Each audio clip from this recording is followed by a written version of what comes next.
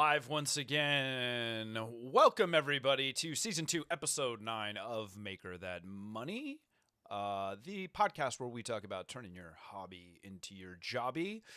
Greetings, all you makers out there. I am Pooch of Repkord. With me, as always, my trusty sidekick, Mr. Andrew Mayhall of 3D Gloop. Andrew, how goes it? You had a little bit of a rough day yesterday, from what I saw on the socials. Oh, I've had a rough week. We're going with the whole week. Uh-oh. The whole Uh-oh. week's been rough.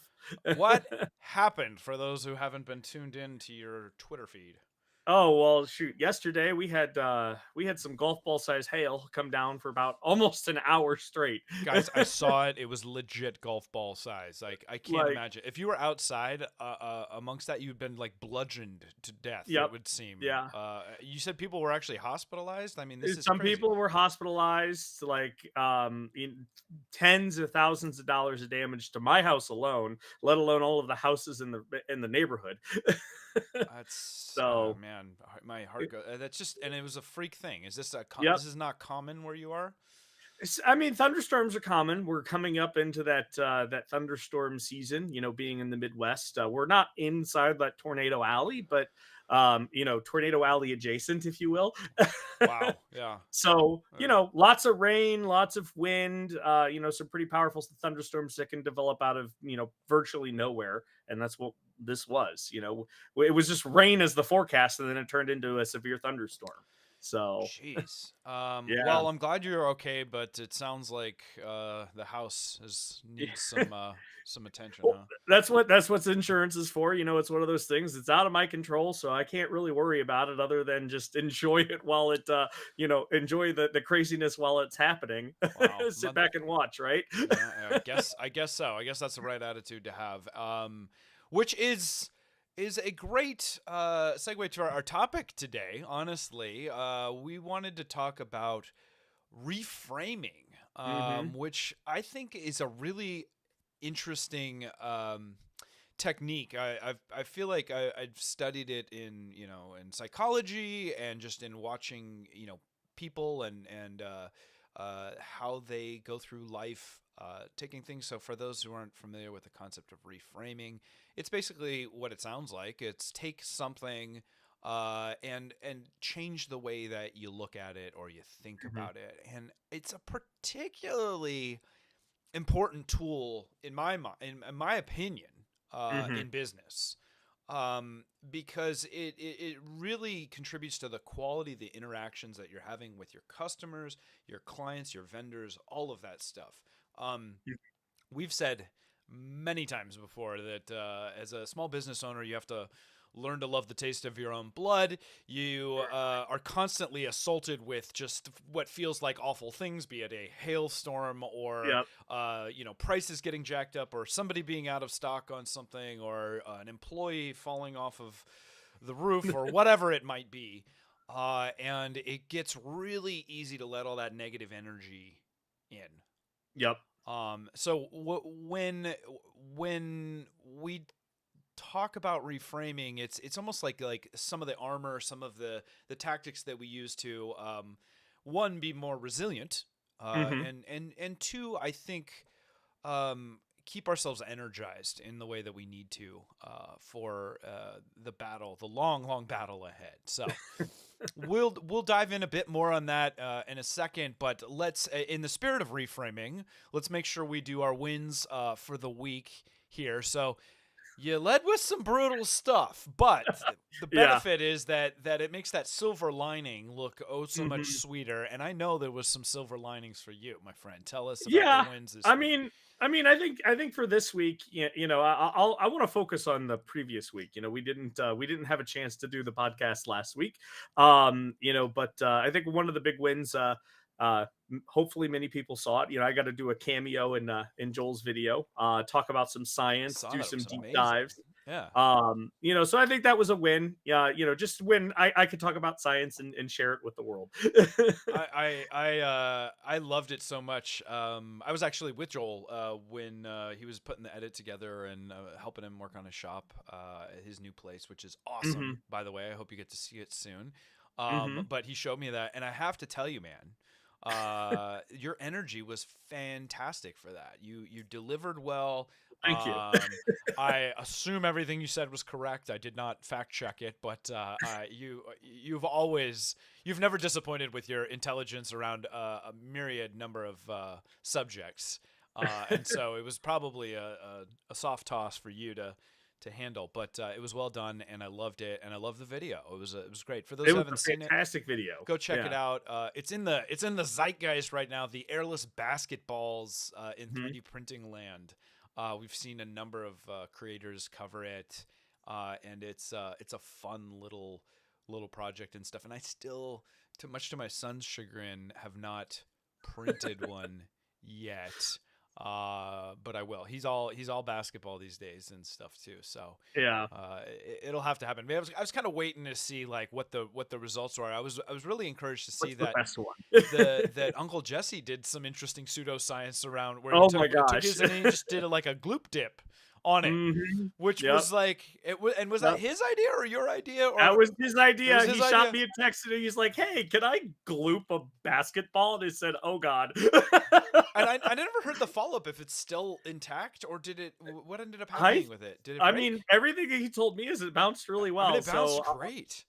yeah, You may yeah. have a whole secondary use case now, just like airless basketball coating. So he actually started this whole thing where I was playing around with I printed a small one and I was dipping it in some of the early formulations when we were building our aerosol, Yeah, making the aerosol formulation, because that's a totally different chemistry, yeah, but it's much thinner and it doesn't make it look terrible. So I was just like, I wanted to play for about an hour or two, and yeah, the yeah. results were kind of promising. I wish I had more time to pursue it, but I mean, it's interesting stuff, right? And it's Joel and I talked about this quite a bit, and we've said it before, and a lot of people have said it Mhm, before. But like, material science is such a like an unsung hero and underrated in terms of like what's mhm, gonna push the industry of additive forward. I think like we're only mhm. starting to see some really fascinating applications. Like, Oh, is it yes. practical as a basketball? I don't know, but it's a fun demo Mhm. thing. Certainly not at $2,500 a pop. Oh, no. But it is an interesting concept, and yes, there are some, I suppose, benefits of the price can come down and it can hold up, and you don't have to worry about keeping it inflated and whatever. Man, I mean, maybe it's cool. I don't know. I'd love to see Yeah. him play an actual game with it. Oh, it would Uh, be awesome I to know see it was that. like part of the dunk contest or something at one point, but I don't think it ever actually has held Mhm, up to an entire game, or at least not anywhere that's been publicized. mhm. All right, let's pause for a second. I want to acknowledge our favorite people in the chat. Mike, no, never let the machines win. Maker Viking, Vast CNC, Karen Chow, Alex Gibson.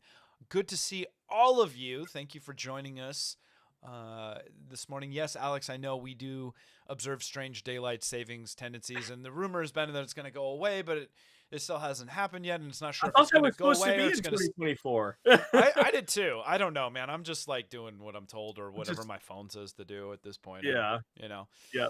But there's a lot of debate on whether or not it should stay standard time or always be daylight savings time. And Mhm, if I'm a betting man, I'm not really, but if I was a betting man, I would say that we'll stay with eternal daylight savings time because it has been shown that it is more financially beneficial.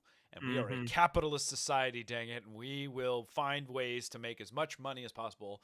Logic You got being, it. if it stays light later, people will go out and spend more money on stuff more. Mhm. And there's Yep. supposedly other benefits too, like it's supposed to be better for traffic safety and some other things as well. So Mhm. we'll see. I don't know. Maybe it'll happen. Maybe it won't. Our government's not exactly quick to get things done in that regard. No, no. Let me pick a win for the week. I'm just gonna go with my ongoing love and hate relationship with organization continues. I but in the spirit of being semi ADHD maker, like Yep. I started tearing apart my garage. I had this Oh old boy. shelving, this old wooden shelving in there that was like there Mhm. since I moved in, and I like had one of those moments where I was like walking in to the garage and I'm like, it always smells a little like musty, like rotted wood. Because like the previous Hmm. owner, like the garage used to flood. I put a channel drain in and all this stuff, but like the wood from this racking would like kind of like rot and dry, Ah, and so it always had that kind of moldy, musty. And I'm like, that's it. I'm done with this. And I just like like cleared everything off, tore it all apart, and then really didn't think a lot just about. on a whim. Well, it wasn't exactly a whim. It was like a semi-half. I had some extra racking from the shop that I needed something Okay, to, so I'm like, okay, okay. I'll bring that here. And then I realized like I didn't have all the components, and so it's like my garage is now full of all the things that were on that shelf. But then I'm going through this process of like trying to just decide what to do as I'm like putting it back. Because if I just throw it back on Hmm. the shelf, like it'll just live there for another 5 years and nothing will Yep. happen. But it's so much slower when you have to like, well, what do I do with this? What do I do with that? You know. So I've Hmm. been kind of taking the 3 bin approach. That's give away, throw away, and sell or repurpose, kind of thing. Sure. And it's been good. Like I've had some good come to Jesus moments with myself. I'm like, am I gonna really ever set up this like random pickleball net thing that I like got on a no, go put it on the curb for giveaway. I live in a great neighborhood where I can just put stuff out front and it's gone. Like I mean, like Nice. really weird things. And there's always somebody that wants it. So lucky that I don't have to dump it. But anyway, progress is happening. I think I'm this weekend I'll be able to get my car back in the garage, so that'll be a win. And then at the shop, I've been tearing stuff apart there as well too. Finally got a shipping station built together, and little Nice. quality of life improvements that just bring me joy and make me happy. Nice. Tell us in the chat what your wins were.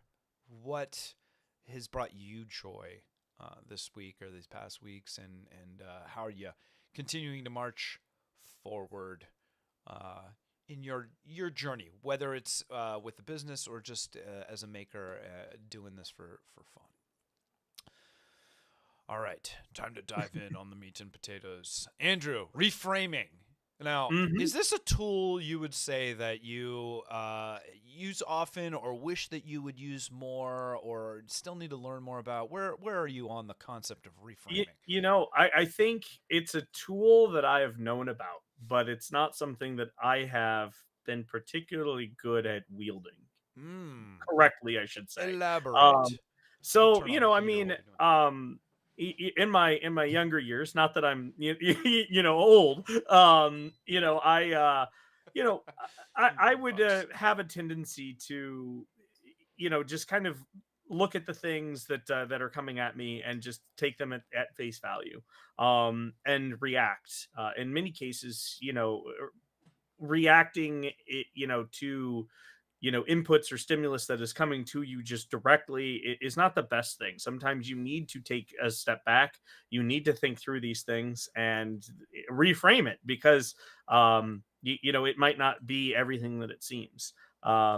I feel like I've gotten better at certain pieces, especially in business, but Hmm. it's definitely something that has it takes a lot of time, and I think a lot of practice to master, just in general. Absolutely. Uh, I, I Y- I don't know that it's fair to ever say that you could be an expert. Well, I don't like using the term expert on anything Sure. because I think it's a journey. But I Hmm. think the idea for me is like trying to get it so that it tips to becoming more of a default state. So when we think Hmm. of you mentioned it perfectly. Like sometimes you just got to pause and sleep on it.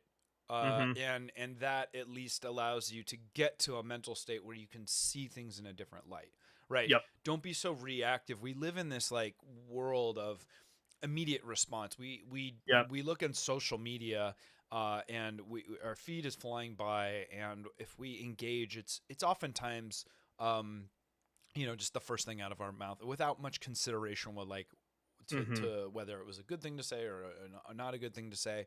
And so I think the reason that this is so important to me is that we don't do a good job of stopping or slowing down and actually analyzing. And I'm guilty of Hmm. this very much as well. Like Hmm. sometimes it's from a factual standpoint, like something that I'm pretty sure that I think is right, but I didn't quite get right or whatever. And then I Yep. realize, Oh, it's out there, and the minute that you put it out in the world, or the minute you respond, you don't always get there's no backsies Yeah. a lot of the time.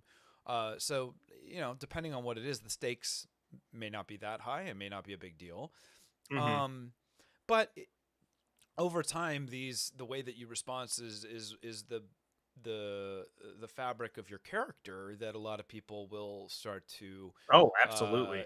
define you as, and so thinking about like how you want to be perceived and interacted with, and how that will help you in life and business is critical in my opinion.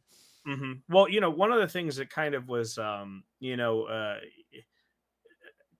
awakening, if you will, Hmm. was, during my first startup, I was having, investor conversations. This was in the really early days. And in many cases, I came off as very arrogant because I knew the topic, that I was presenting very well. And when questions or feedback was basically, asked or given, basically I was very quick to react to it because I knew these answers. But Hmm. one of the things that it came off as is I was essentially uncoachable and untrainable. Mm. And it was awful. And it's something that I'm still to this day working on, Hmm. because again, it's all about, like when someone asks a question, you might know the answer, and you have to kind of sit back and think. It's like, okay, well, how fast am I going to answer? How, like how intense am I going to answer? Sometimes there's an art to, a reframing all of your actions, Yeah. just in general, Right. um to how you respond to those things. Well, not uh, not not just that, but it's important to stop and analyze. Like, is it? It's not always even important to be right, right? Mhm. Like sometimes you're Exactly. better off just allowing something else to be, because providing Mhm. resistance to it, just there's no benefit to be had, and we don't Mhm. stop and analyze that component as well. So Mhm. that's kind of a subset of what we're talking about. Yep. When we think about reframing, like, are there people or mentors in your life, or models of people that you feel like do a good job of this? So I'll actually, it's one of those inspirations, I think, that come to me time to time, especially when dealing with a problem that seems overwhelming. Um uh Back, I can't remember the specific date, but I believe it was the 30s or 40s, maybe. I Uh-huh. can't remember. Okay. General Electric, one of the buildings burned down. And completely to the ground. And this was during the time where Edison was, still very actively involved, basically doing everything. And this was their main warehouse. Okay. And you would think that this guy would be devastated, but he sat there, he pulled out a chair, and he got everyone around, and he just sat there and watched it burn. And he said, guys, let's enjoy this, because this is a once in a lifetime thing. They had chemicals, they had all sorts of stuff, and they, like the one of the reports was that, it was crazy cool to watch it burn, because the chemicals would, have different colors, Never and mind they what it would was get. doing to the environment, but who can? Oh yeah, Yeah, but yeah. it was awesome. Yeah. But it was awesome. Yeah. And Yeah. Edison, he was like, while this might seem like the ultimate setback, Yeah. he knew that, in time they would figure it out. The building, back that then, there were things as like insurance, and also, they were growing, stupid fast. And he looked at it as like, well, we needed to get rid of a bunch of junk anyways. It was, and so this is an opportunity to basically start over. Like, this was, I'm talking like, this was essentially the ultimate reframing, because here is your life's work literally going up in flames right in front of you. Yeah. And instead of worrying about what the future had, he's like, let's be in this moment, and That's we'll a figure it out as we go. I've never heard that story before. That's really interesting. And man, does that have to be hard? But I mean, if you stop and think Hmm. about it, like, when a fire reaches a critical mass and stuff, there's nothing else you Hmm. can do but just like Exactly. watch it burn, right? So Hmm. what are you gonna do? Just like run around like screaming, like throwing a bucket? Nothing happens.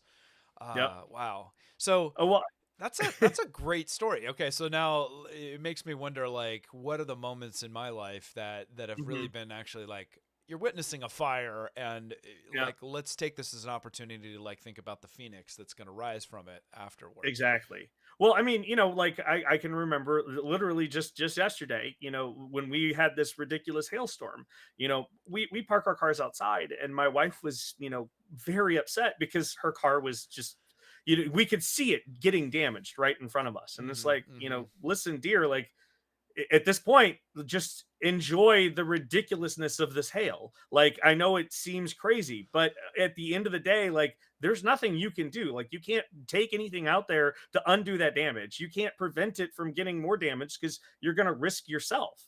Yeah. Like, just, live in this moment here, and like, just look at the awesome power of weather. While it might suck, at the end of the day, we're either going to get you a new car, or it's going to get fixed and it's going to be better than it was before. You know, You know, that's something that's certainly easier said than done, because it is. while you don't necessarily have to be screaming and miserable about it, like Hmm. actually sitting and watching something that you love like get destroyed Hmm. is like that. I mean, that's talk about like a massive like exercise in Zen. So I certainly wouldn't expect anybody to be able to jump Oh right no. to being able to reframe something that extreme. Hmm. I want to think about like what are some like baby steps, like what are some things that we can do to like get there. More give us like more examples from your life, like if you've had any where you're thinking that your immediate reaction was negative and you were able to Hmm. just like actually this is a good thing. Yeah. Shoot. I'm sure there's a bunch of them. I'm coming. It's kind of hard to, like, think of it on the fly. I put you on the spot. I Yeah. can share one if you want if you want to noodle Yeah. it some more. I mean I've been pretty public about we went through a Hmm. massive shift in our business structure last year, and I just had a come to Jesus moment around like the frustrations of manufacturing and running employees and like what Repkord was. And at the time, it was like a hiatus I took. It felt very much like failure, or like, this isn't viable, or whatever. I'd spread my, there were a number of things that I was just really down on. And like, when I came out of that, and I was like, Hmm. no, this is actually like giving me some peace and some time and some energy to think. And I know I've got a lot of work to like build back up to where we were. Um, Sure. but I've been doing a lot of like reading and studying around the idea of calm business, and the like, which is a great topic for another Oh boy. thing. Like, is your business calm? And that sounds like a ridiculous thing to say to small business people, where nothing is ever calm. Hmm. But it doesn't necessarily mean like, are you 100% zen the entire time? But it is an important tool and toolbox, like reframing to going far, Hmm. I think. Yeah. And I think the same can be made for argument can be made for content creators or people that are running a business where we all feel like we're on that little mouse Hmm. wheel, right, and not really Sure. going anywhere. In business, we like to say we're really just moving decimal points, right? But it's like, oh, this is Yep. great. We got all this revenue, but we got all this cost and stuff like that. And so Hmm. ideally, we don't want to just be moving decimal points. And I think the key to that, in my years of Hmm. experience, is being able to stop every once in a while, being able to like burn the mother down. I mean, maybe it doesn't have to be that extreme, but you know what I Sure. mean, and just be like, hold on a second, what are we doing here? Like, Yep. I'm going after profit, not revenue. I'm going out. We talked about vanity metrics, right? Yep. It's so easy to Hmm. get married to these ideas of like, I want 10 employees. I need 12 employees. I need to like, no, you don't just throw people at the thing. That doesn't Yep. mean anything. Hmm.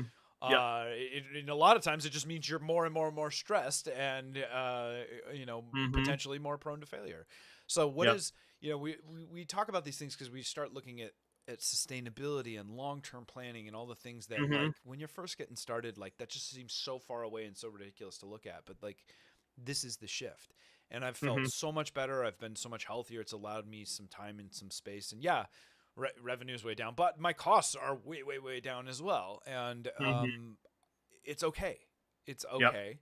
And it's allowed me to like kind of heal and get back to a place I say like as I build it back up again, there are way Hmm. better systems in place. There's way Yep. better like um, vision in terms of like I'm not going to try to do all 10 things, right? It's like Yeah. these things have been going well and like let's scale. Um Yeah. yeah, and so that's been my massive reframe. And I'll keep talking about it cuz it's Hmm. brought me a lot of peace and happiness, and I want that for everybody. Well, I mean, it's really great because I think I've got something that's kind of similar, right? Yeah. In my, my first startup, I've talked about it before, like how eventually I was, removed from, being the CEO, and then eventually removed from the board and, from key decision making pieces, Right. of the company. And at the end of the day, it basically turned out that I was no longer involved. um you know at the moment that really sucked, and I was like, well, that's it, there it goes. Mhm. But I think, again, as you just shared in your story, like that allowed me to kind of reframe and figure out what was important, figure out what it was that I did wrong, what it was that I could potentially fix. And I looked at it now, like I can look back on it and I said, well, while it kind of sucked, it was a really interesting learning opportunity. Mhm. Mhm. Instead of it being, this bad thing that's happened, it's a thing. It's like, well, no, that is actually what enabled me to go down this journey that I'm at now. Mhm. Going on a completely different path, bootstrapping, doing something that's arguably even harder. Right. Starting from nothing and then building it up, and then being successful at it, to whatever degree I define that success is. Mhm. So. Mhm. That's yeah, I mean I always appreciated. I think the part of the reason we started even doing this podcast is like we've been very simpatico, and the fact that it's just Mhm. like let's just be open and honest about what it is. I think there's so Oh much yeah. there's so many. I mean, everybody's got a podcast these days, right? So it's like there's so many people like that want to talk about like, oh, my first million and all this stuff, which are great. But by the way, no Mhm. shot on those podcasts. Oh, sure.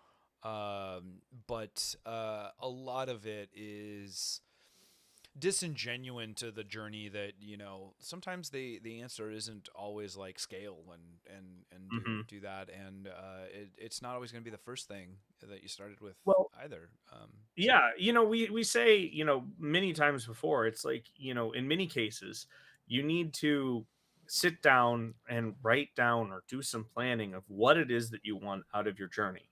If mhm, you've got that small business, if you got that thing that you're working on as a side hustle, like what is it that you want out of it? So many of us makers and hobbyists, we just want to do something cool, but and then we find ourselves in the thick of it, and it's like, well, we don't even know what we're doing anymore, mhm, and we can't tell which way is up. right. Because many times we're not sitting here thinking about, like, do I want to make the same thing over and over again? Do I want this to be a sustainable business? Do I want to have 15 employees? Do I want to have 0 employees? Like, what is it that I'm looking for? Mhm, mhm.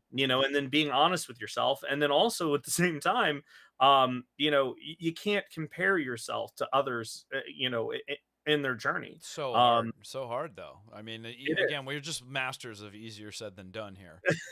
Yeah.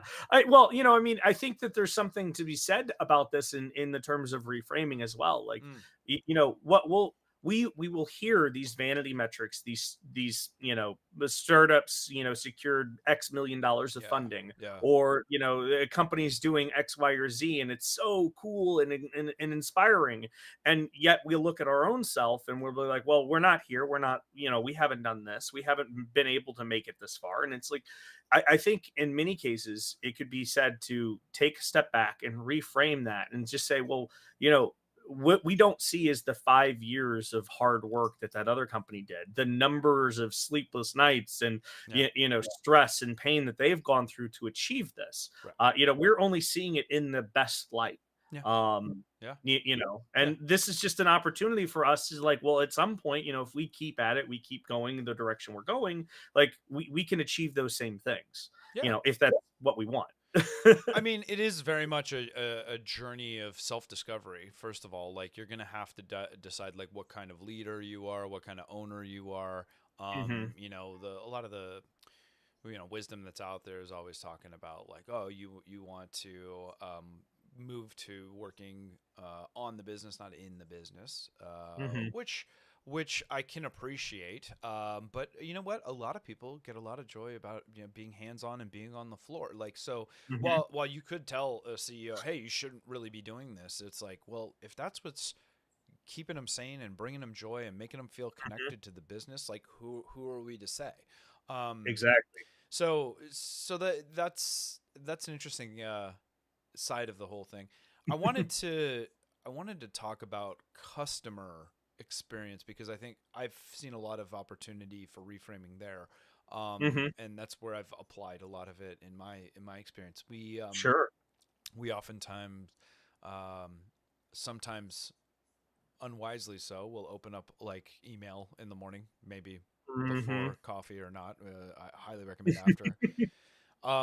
But and get that negative customer feedback. Somebody that's just completely Hmm. irate or being unreasonable and insane, and you'll get those people. Like Oh no yeah. matter how much you pride yourself on your response and the quality of your customer service, there's always new people that have no idea who you are, don't care who you are, just feel like either they got slighted somehow, they got ripped off, or they are just Hmm. frustrated because they don't understand. I mean, a lot of times, like the reframe is like the putting yourself in the other person's shoes. So, as an example for you Yep. guys, we had done a design change that we started to see a lot of people breaking parts in assembly. Hmm.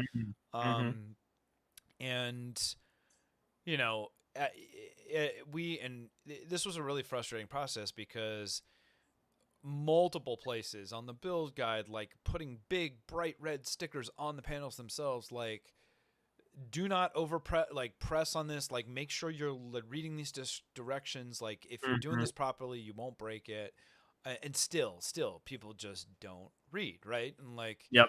and so at some point, so I could get frustrated all I want. Like I get yelled at. Like I broke this panel. I cut myself on this acrylic because I broke it.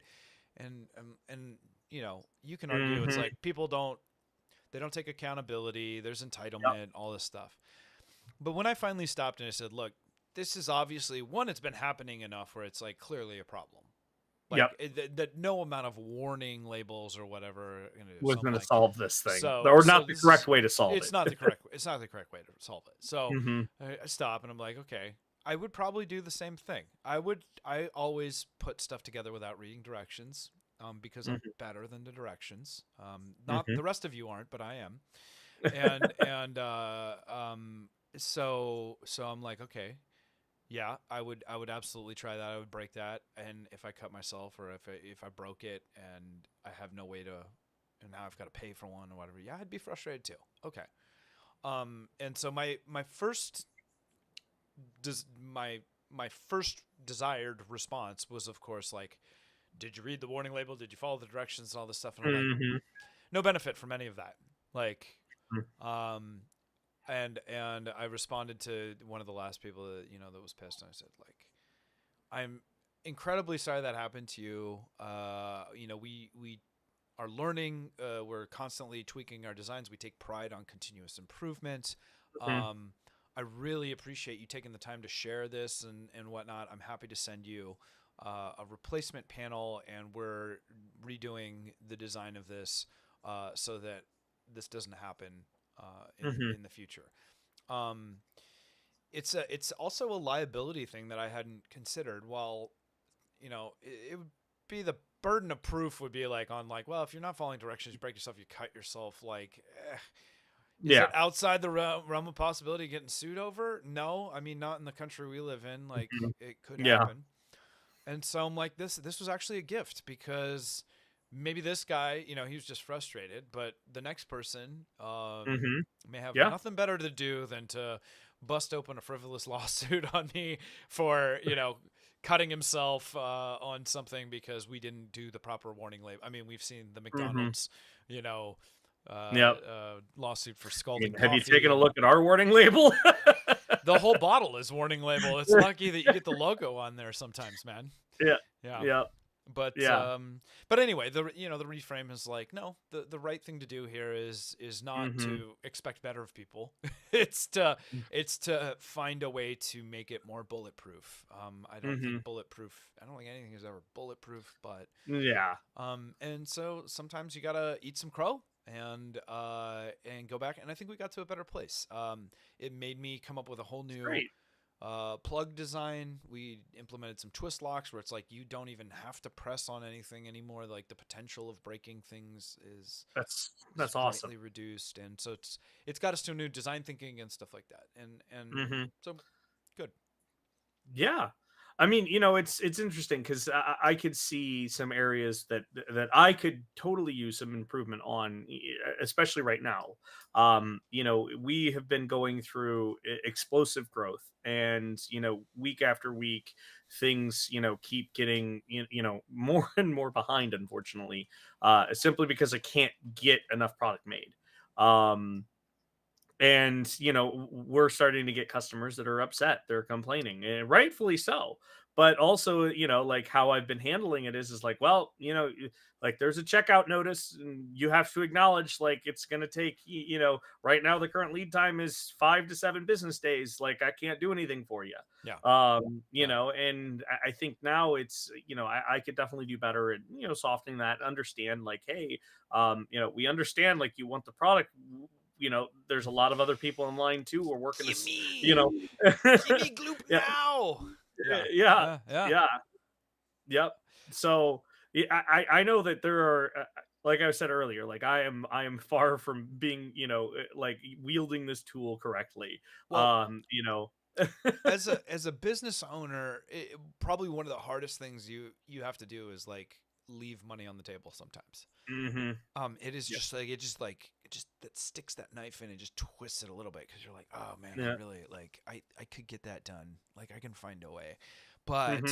but those are the things that just like keep going because the more you're on that mouse wheel, the more you're churning and all that stuff, the less you're actually thinking about what the right solution might be. Yep. So sometimes, as a reframe, the best thing that you can do is put things out Hmm. of stock. Yep. It also does great. Like, so I put a ton of things out of stock, and I get a lot of emails now from people asking about certain stuff that just it didn't even occur to me it was like actually as good of an opportunity as it was, or something that I was like, Hmm. I'm gonna pause that because I really want a V2 or whatever. So some things it's Hmm. good, other things it's been good in the sense that I'm like, wow, actually I think some demand built up, or there's been a little bit of a shift, or it's Hmm. come into, there's been a lot of content created around it, and so people are looking for it again, and so it kind of creates an awareness. But that little pause and think for a moment. Sure. And sometimes the right answer is, it's just not the juice isn't worth the squeeze, Yep. and you need to spend some time analyzing that as well, because just because people are asking for it doesn't make it profitable, right? Like, Hmm. and that sounds like Yep. a dumb and easy, simple-minded thing to say, Hmm. but Yeah. we get so reactive to demand that we Hmm. don't stop and analyze profitability of Hmm. said demand, right? Because the Yeah. demand is at a certain price point oftentimes. Yep. No, you're absolutely right. I mean, we had to discontinue products because while people would ask us all the time for it, no, it doesn't sell. And again, it's Yeah, also one of those things. Like I can't tell you how many times people are like, "When's the TPU Gloop coming out?" yeah, Like, yeah. you know, TPU, so for those that aren't familiar with 3D printing, TPU is a flexible filament, and it's interesting, and it's hmm, it's gotten kind of back into the Zyga again because of these airless basketballs and stuff like yeah, that. It's actually not good for an airless it's basketball, terrible. but flexible materials are really fascinating and interesting. You'll see like Hmm. bumpers and anything where you don't want a rigid plastic. Yeah. but it's still such a small portion of the overall like use Tiny. cases of 3D printing. Um, Hmm. it's just we get into these little I don't know. Is it what's the confirmation bias, or it's Hmm. something like that, where it's like we start Yeah. hearing about it, and so we think that the demand is there, and it's like no, just because you're hearing about it means that it's interesting to people. That isn't Hmm. the same thing as people are buying this thing. Yep. So there are applications, and there are inflated moments where it's like there. I guarantee you, there has been a huge bump in the sales of flexible filaments Oh, lately. yes. Hmm. Anybody that's paying attention will probably, uh, hopefully, if you're manufacturing it, I wouldn't use that as evidence to just like ramp No. up Uh, 5 more lines, or we're well, gonna start seeing a ton more TPU, and then it's just gonna sit there. yeah, and which is great because TPU isn't great to sit. It's a No. very hygroscopic. Yep. Loves that moisture, but these are interesting. Learnings that I think take a little bit of time Hmm. and perspective to Well, analyze. Yeah. I mean, back in 2019, like I was eager to add on as many new products as possible because I was like, oh well, we need more products, we need new things. That's what's going to keep us interesting. That's what's going to keep people coming back. And then, now it's just like, well, also at the same time, I'm like, you know, it doesn't like I wanted to do that so bad, but now I look at it and it's the worst possible decision that I can make because of all of the other demands. Yeah. Like that like our PLA products are our number one seller, and I can't produce it fast enough. That's a So that's a great reframe in the opposite direction. mhm, yeah, Because you've identified yeah, something that felt like a loss, but you're like, I'm actually doing a disservice to the hmm, vast majority of our customers by wasting my yep. resources on developing something that just doesn't sell as much. Well, the other thing that literally I just rolled out, shoot, 2 days ago, I think. Um, we're no longer reselling to our resellers or 75 milliliter bottles. It is a Mm. disservice to other customers because I can't produce it fast enough for Right. one, Right. and two, for our resellers, the margins are better on our 120. Yeah. And at the end of the day, businesses are in business to make money. Yep. And so when I sat down and I did the math, it no longer makes sense to resell. Like I want resellers to have the same products that we have. I want to have a homogeneous, Yeah. suite across the Yeah. board, but it doesn't make sense. And it's only going to hurt customers' availability even more because, like if I can't produce it fast enough for our own means, I'm Mm-hmm. sure as heck not going to be able to produce it fast enough for resellers' means as well. And on top of that, like the costs associated with it didn't make sense anymore. You know. It's funny because I think when you have a storefront, or you're selling Hmm. anything, the notion of just having like, well, you got to have options for people, Hmm. right? Like I Yeah. can't just have one thing I sell. But I look at some of the most successful companies out there for how long they operated, and they like the common thread a lot of times is like holding their fire on that going wide, and just like, nope, we Hmm. do one thing and we do it well. And that's Yeah. exaggerative. Like I also I wouldn't advocate for all your eggs in one basket Oh, necessarily, of course not. but the market will tell you a lot of times where to go, and we're not great as makers, especially at listening to that, because we are trying to feed our desire to like, I want to do Hmm. all the things, I want to have all the gloops, I want to be Yeah. able to I want to be able to respond to people in a way that excites them when they're like, I really want a TPU gloop. And yet, Yeah. and nobody likes being told like, you know Yeah. what? Uh, I want it too, but you're one of like 100 Yeah. people that want this thing instead. You're like That's the big reframe that I need. yeah, and then it's deflating, right? So it's like Yeah. sometimes it's a vanity for our like experiential, I just don't want to be, I don't want to tell people no, I want to tell something's on the way or whatever. Yeah. And that's fine. You can say like, yeah, it's something we've looked at. Maybe when we have the resources or the demand picks up, Yeah. you'll see it. And that's a Yeah. that's a perfectly valid answer. Hmm. I get inquiries about print jobs often, and Oh, I sure. probably turn down 90% of them because I'm not a print farm. Hmm. I'm not print service, rather. Yeah. I am, but I'm very selective. Right, it Hmm. has to fit in well with what I'm doing and the timing of everything and the material that is needed and all that stuff. Hmm. And I struggled for a long time because I think a lot, especially when it's early on, you have a lot of friends and family coming at you, and you're like, "Oh, you 3D print? Like, my company needs this thing," and it's like a one-off of Yeah. something. And I just really, really would feel bad to like not like just to say no. Like I didn't even want the job, but I didn't want to tell a friend or a family member no because I was the 3D printing Sure. guy. Hmm. Right. And so I don't know if you guys if That's you an can relate interesting on one. this, but like if you can relate to that in your life, like and this is a little bit of a digression. We talked about like the power of saying no. Hmm. When you're a people pleaser or when you are a community individual, it's like you want to find a way to get to yes, you want to help people, right? Yep. Because I would look at it as like, my company tasked me with this, and I don't know anybody that does 3D printing, and you want to help people. Yep. Uh, it's the same danger of like if you know anything about computers, the minute you admit that to people, they're going to be like, You're "Oh, gonna will you be fix tech my support. computer? You're going to be the tech support person." Yep. And for a long Hmm. time, I'd be like happy to try to help, and then after a while, you realize like, no, this is actually a disservice to like all the other elements of my life, my family, my sanity, Hmm. my Yep. business, and all this other stuff. And you get better at the reframe Hmm. to no, Yep. because sometimes it's fine to just say no. If somebody's like cold emailing you, I mean, a lot of times you just ghost. You don't even reply. But I don't Hmm. tend to like to ghost. Depending on who it is, it's like not Yeah. interested. Take me off your mailing list. Yep. But when it's somebody that I'm like I care about, you get the reframe is you get better about. You know what? I don't have the resources for this right now, but here is what I recommend you do. Right? Like, Hmm. so you don't have to just shut people down and feel like, because if you just give them a blatant no, like, it's Hmm. like, oh, no, you still want to be helpful. And there are Yep. ways to say no and still make people leave feeling good. Hmm. And that is the art. That That to me that is is an art. that is the art of the reframe. Hmm. Because I don't blame people for saying no, and a lot of people don't care if you just feel like, yes, I'm not interested in that, and they'll be like, okay, cool, thanks.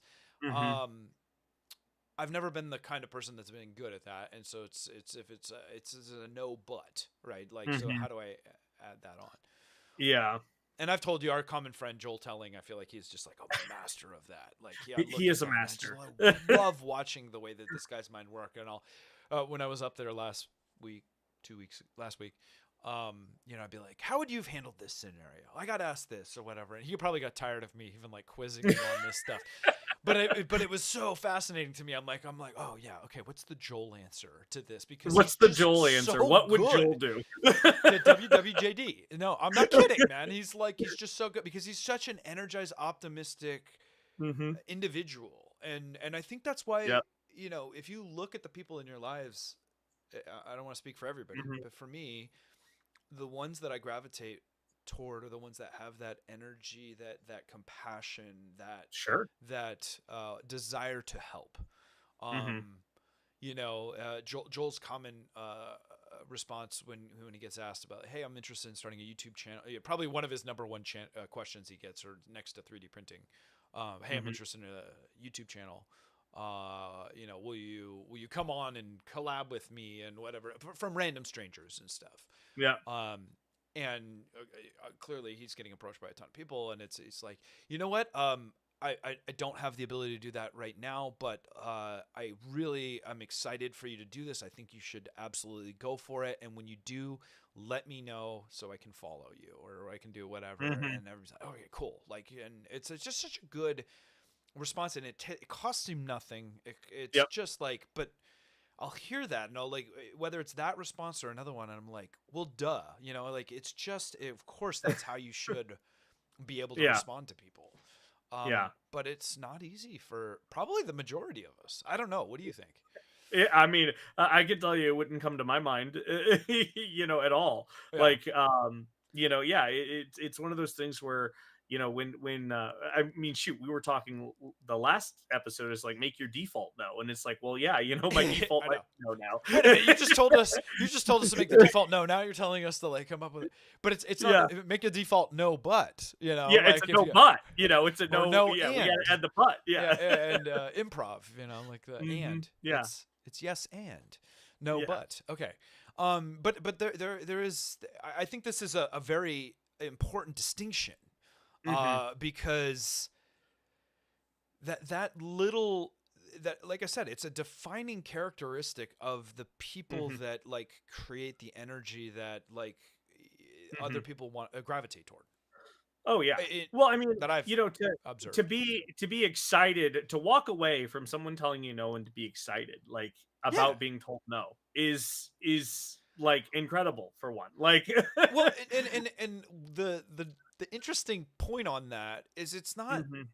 they leave because they got some like he didn't really tell him no. Hmm. He said no Yeah. to a specific request. If you look at the entirety of Hmm. what's been talking about, I'm thinking about doing this. He was very encouraging of like you Hmm. should totally do that. And Hmm. I would love to support that in this way when like I will be your first follower, like Hmm. things like that is what he would say. And it's like just such a great Yeah. thing to say, and it leaves the Hmm. person excited about the overall ask, right? Of like, Hmm. what do you think of this idea? I think it's a great idea. So the Hmm. interaction was still very positive, even though there was a Sure. subset that he didn't have time to be involved in the way that they would Hmm. have loved to. Does that Yeah. make sense? Yeah. Oh no, yeah, it makes sense. Yeah. I mean, it's also kind of like turning some gears in my mind of in essence, the thing that this person is like in the example of the guy starting a YouTube channel Yeah. is interested in is essentially the encouragement that this is a good idea, Validation. and Yeah. validation, and feeling like he's on the right path. Hmm. And so Joel has this ability to read that and understand this, whether it's through experience or just naturally that's how his mind works. He kind of sees this and is able to hone in on that. So Hmm. I guess in other areas, like when other people are coming to you with different questions or different requests or different aspects that need to be answered or some regard, I guess break it down and figure out what is actually important to that individual. What is Bingo. the most important thing? Bingo. Um, you know, And and then from there, that can build from the reframe, Uh, you know. 100%. And what you are diving into right now is the basis of people that you heard the term have high emotional intelligence. I think a lot of the Hmm. time that by Yeah. default it comes to them. They can see what the needs of that person Hmm. are Yeah. and find a way to be positive and helpful for that. Hmm. And that is I think just an attractive thing to Hmm. us as other humans, like when Absolutely. people have a good rapport with you and ability to identify your needs and good emotional intelligence. Hmm. Another great example of somebody in our lives, Clayton. We talked about him Hmm. earlier. Uncle Jesse, his channel. I mean, this not to just pick on creators necessarily, but I think it's interesting because they are in the public eye a little bit more, and there's a lot of people that they have to interact with Hmm. that it's a one-way interaction, like that you see Yeah. them through the camera but they don't see you. And so it's a fascinating psychological experiment to think about like what that must be like. And I'm lucky that I get to work with so many like great creators and Hmm. have these kind of conversations and stuff. But his default is very positive, encouraging, like he's Hmm. laughing and he's happy and He's got a like lot of energy he's just in got a general. ton of energy Hmm. and that's infectious, right? In a Hmm. way, and it makes people want to work with him. And but he's also a very shrewd business guy, and so it's like you don't necessarily, you know, it's not a trade-off. Like one does not make you more one way or the other. It's he's Hmm. done a great job of leveraging that positivity to interact and network and build something, and it has served him well in his business because it's brought him those opportunities in that way. Hmm. Um, Yeah, I could probably rattle off like 10 more. Joel and I actually had this conversation last week. I'm like, who are the people that you really just like when they like get it, you know? Mm-hmm. And we identified a couple and like realized like the ones the truly great ones, like usually you can count on them like with one hand, and we're trying to like kind of give a distillation of what the common thread was. And Yeah. but a lot of it was just their ability to kind of look you in the eye, talk to you, make you feel good, like make you feel like they care.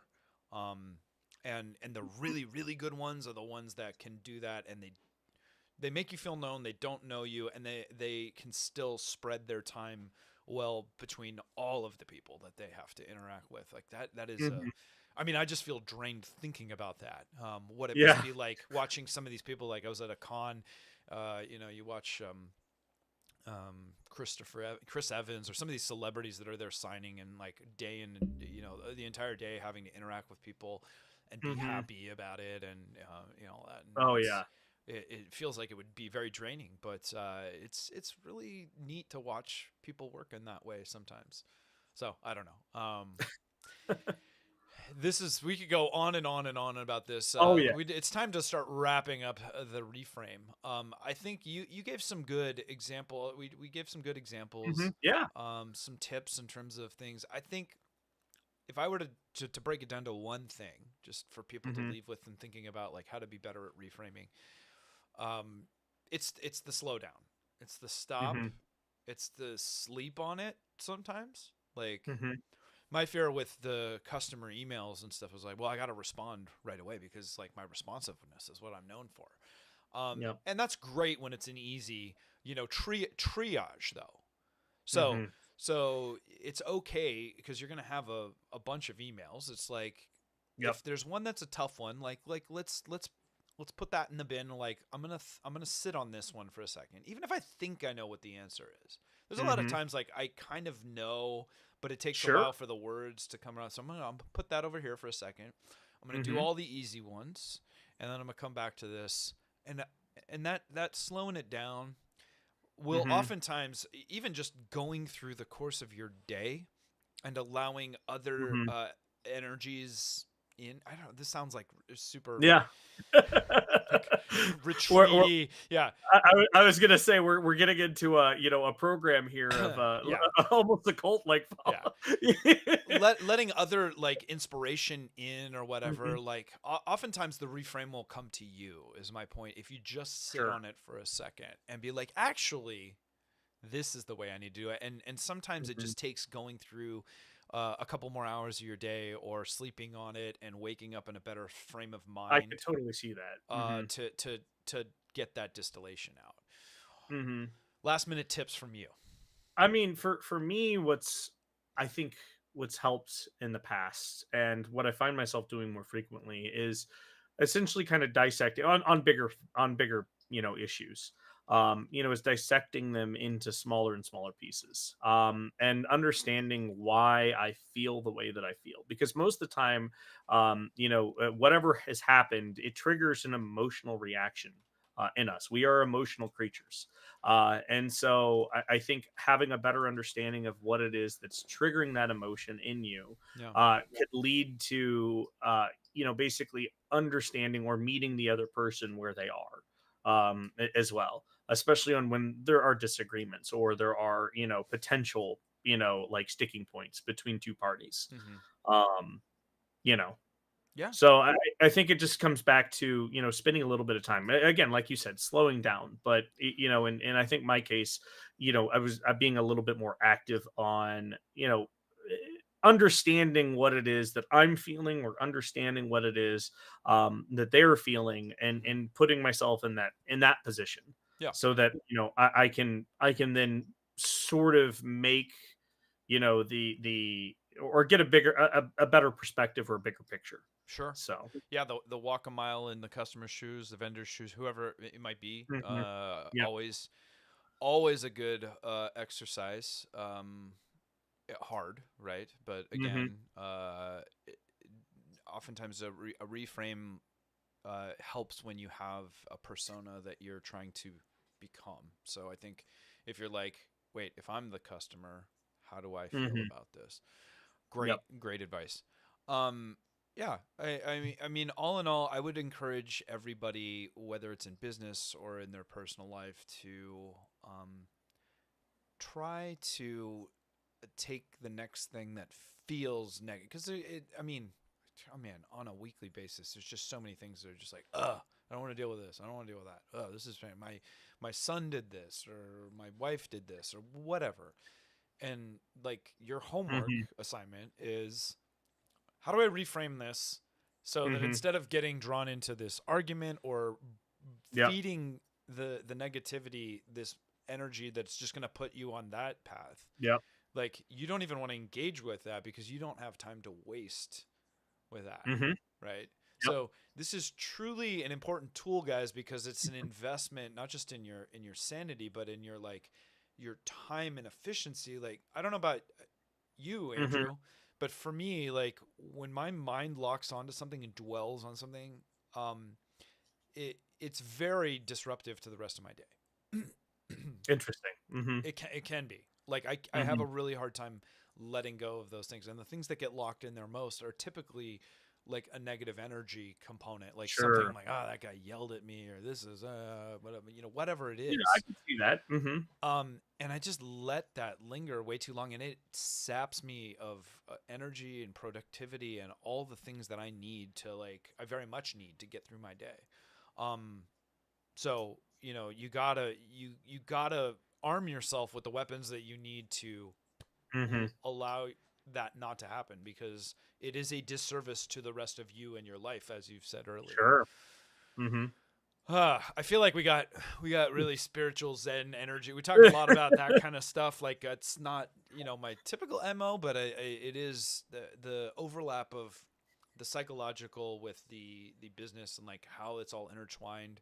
Mm-hmm. Is just so fascinating to me, and Mm-hmm. I think it's underserved. I don't think that we really Sure. analyze like what is the cost. Like, yeah, I can say yes to this, and I can stay up late and keep producing more and more Gloop. But if I, um, basically lobotomize myself by just like going balls to Yeah. the wall for so long, Mm-hmm. um, that Yep. that's killing my sustainability, and Mm-hmm. we want you Oh to yeah. be around for a long time, is what we're saying, guys. Yep. I think that's a good note to wrap on. That was a solid 60. This has been Maker That Money, the podcast where we talk about turning your hobby into your jobby, and other psychological tools and tricks and tips and anything else we decide we find interesting along the way. So thank you for coming along on this journey with us today. If you're in the chat with us and been interacting, Yeah, thank you. thank you so much. We love it. We love your positivity. Karen, by the way, I did see your win. We didn't even mention Pi Day. We just like cruised Oh yeah. through Pi Day, but I'm so glad that your designs were well received there. Vicky, I'm glad you were able to make it, even if it was late. I understand the day job. Why you would listen back to this at the gym to get pumped up, I have no idea, but you go get it. So 10 more sets, 10 more reps, Vicky, for when you're listening back on this. You got this. Everybody, thank you so much. Have a wonderful weekend. We will catch you on the next episode. Until then, bye-bye. See ya.